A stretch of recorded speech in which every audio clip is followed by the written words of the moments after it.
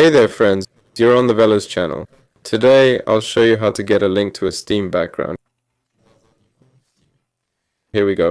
Yeah, this is for an animated background. Things are a bit different here.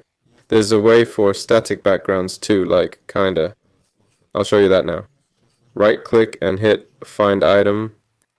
Here we go.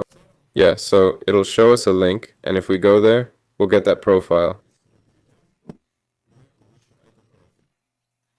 If you can't find the link here, just hit Ctrl F in the search and type .vbm.